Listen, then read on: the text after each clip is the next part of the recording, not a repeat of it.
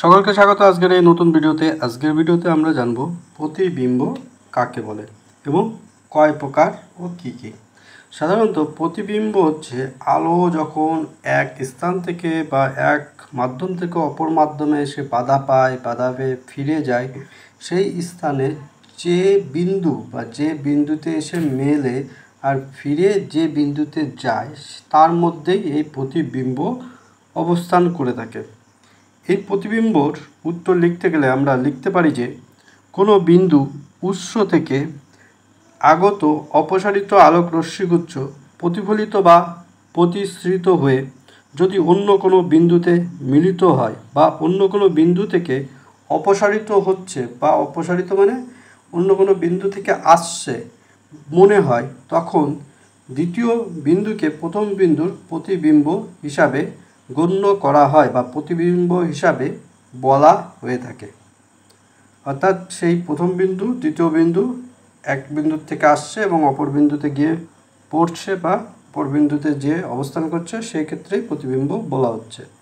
এই প্রতিবিম্বকে সাধারণত দুইটি ভাগে ভাগ করা যায়, একটি সৎবিম্ব আর একটি অসৎ বিম্ব। এবার এই সৎবিম্ব অসৎবিম্ব কি আগে আমরা জানি।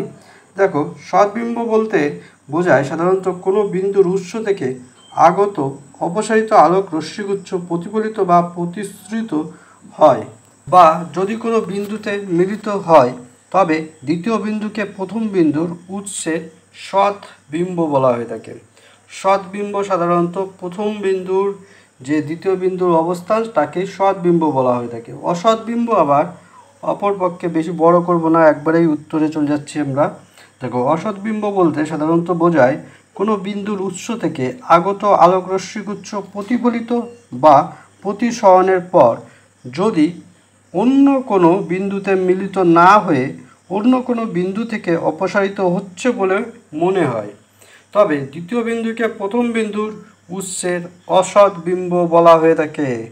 অসৎ বিম্ব অর্থাৎ অসৎ বিম্বতে প্রথম বিন্দু থেকে আলোর উজ্জ্বলতা বা আলোর উৎস থেকে দ্বিতীয় বিন্দুর আলোর উৎস অধিক বলে মনে হয়ে থাকে।